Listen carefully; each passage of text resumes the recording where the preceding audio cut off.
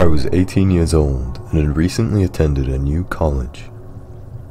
It was far from my home, so I lived in a dormitory within the college campus. My roommate was mostly with his other friends, so I'm used to being alone most of the time. After about a month, my class schedule changed. I used to have classes from 9 AM to 4 PM, and some extra classes from 6 PM to 10 PM twice a week. I was fine with that, because there wasn't much I could do there. I didn't really have many friends there, so during my free time I would just study in my room. It was Thursday, and I had extra classes in the evening. When I was done with my morning classes, I had 2 hours before the evening classes. I went to the cafeteria to eat something, as I was feeling a bit hungry. There, I had coffee with one of my classmates. He was a nice guy and we had similar interests. Whenever we used to hang out, we mostly just talked about our studies and classes.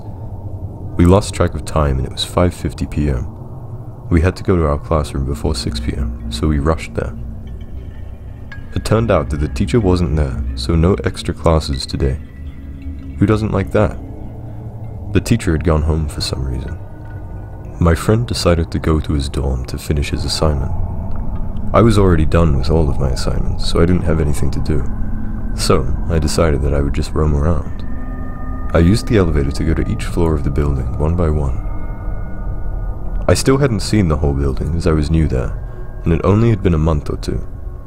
Today, I had plenty of time and decided to take a tour. I visited 8 floors and was now going to the 9th floor. As the elevator was going up, I heard a shake, and the lights of the elevator started to flicker, and then it stopped. When the door opened, I was in a great shock. The floor was completely dark as if there was no one there. The only light there was of the elevator, and all I could see were wrecked furniture, cracked ceilings and wires hanging out of the ceiling. I stood there in shock, completely frozen because that was not something I was expecting. I was waiting for the elevator door to close automatically, but it didn't, so I pressed the button to close it. It still didn't close. I pressed it a couple of times and finally it closed and I went straight to the ground floor and made my way to my room. I couldn't sleep properly that night because of what I had seen. The next day was a normal day, and after a while I completely forgot about what had happened. Around 6 months later, it was around 10 PM at night and I was taking extra classes with 2 of my friends. The professor came a bit late, so the class lasted until 10:30 PM. When the class ended, I went up to the professor to ask for some notes. My friends also needed them, so they were with me. The professor told us to come with her as the notes were in her office on the 10th floor, and no student was allowed to go there without a teacher. The building was almost empty, and we were one of the last people there. We got into the elevator and were going to the 10th floor. As soon as we reached the 9th floor, the lights in the elevator flickered, and then turned off. We stayed on the 9th floor for some reason as the door opened. We all stood still, panicked and waiting for the lights to turn on again. We tried closing the door, but nothing would work. It appeared as there were no power in the elevator. We started to hear screeching sounds coming from somewhere within the floor. The professor told us, "Stay calm, no need to panic."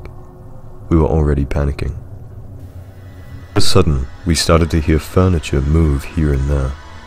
I turned my phone's flashlight, and I saw a chair floating in the air, and was coming towards us in great speed as if something or someone was throwing it.